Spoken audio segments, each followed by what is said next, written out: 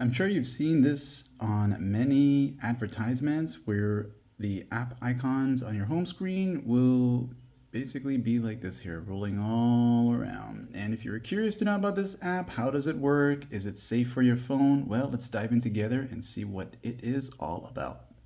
So the name of this app is called Rolling Icons App and Photo, and it's from the makers of these guys here. So usually typing in the makers also helps you find the right app. All right, so it's on the Play Store. It's a free app for the most part, and once you have it fully installed, you'll see something like this here where you can choose what you want to have happen. Now, for me, I just went with the app icons here, which is these right here.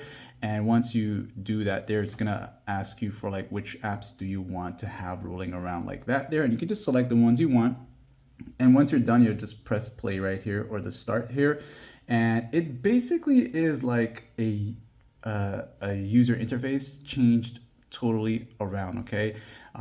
You just have all your icons be moving around like that, okay? And you can actually still select the icons, right? So it's not just something for fun and you cannot interact with it. You can actually interact with the icons. So even while they're like this here, like say for example, I decide to go into YouTube itself, it'll allow me to go into YouTube, okay? So, but the thing is, once you press the home button or you perform the home gesture, it will stop it, all right? So you can have this rolling around like that, but once you do this, you'll have to go back here and set it again once again. Maybe there's a paid version that I don't know about that'll keep it like that all the time.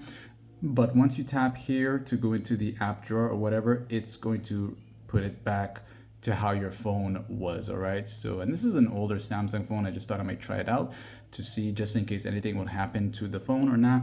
And it's a really good thing. It's for the sake of fun, but it's nothing really that you can really use daily for your phone. So if you want to try it out, try it out. It's a fun thing, but other than that, for the most part, it doesn't do anything major to your phone, and it is what it is, like and sub.